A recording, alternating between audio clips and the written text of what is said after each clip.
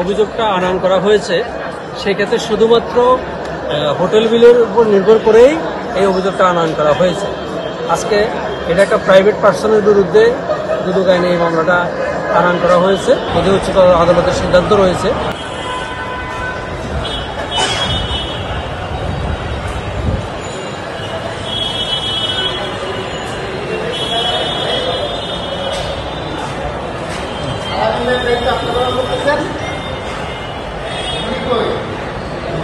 কথা হয়ে যাবে রাষ্ট্রপক্ষের দিক থেকে, সেটা হচ্ছে যে হোটেলে যে রুমগুলোতে তাকে থাকার অভিযোগটা আনয়ন করা হয়েছে তার সেই রুমগুলোর সঠিকভাবে তার ছিল না, তার বুকিং ছিল না, তার সিগনেচার ছিল না।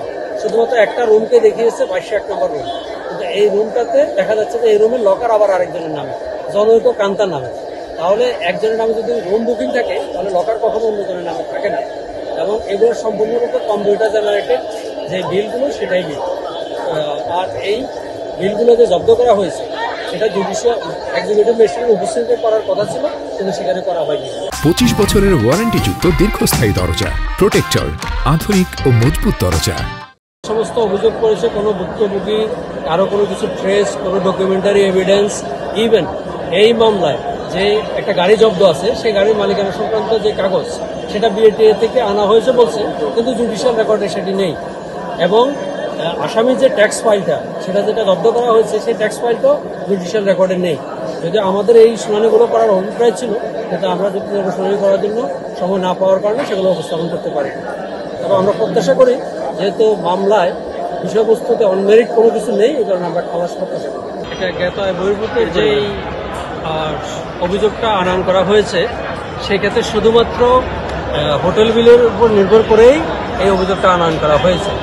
আজকে এটা একটা প্রাইভেট পার্সনের বিরুদ্ধে দুদক আইনে এই মামলাটা আনয়ন করা হয়েছে। যদি উচ্চতর আদালতের সিদ্ধান্ত রয়েছে এই ধরনের ক্ষেত্রে যে প্রাইভেট পার্সনের বিরুদ্ধে এই ধরনের অভিযোগ আনয়ন করা যায় না। আর আজকে যুক্তিতর্কের জন্য তারিখ নির্ধারিত ছিল, আজকের তারিখে আমরা যুক্তিতর্ক শুনানির জন্য সময় প্রার্থনা করেছিলাম, কিন্তু বিজ্ঞ আদালত আমাদেরকে সময় প্রার্থনা নামঞ্জুর করেছে। আমাদের যুক্তিতর্ক শোনা হয়নি।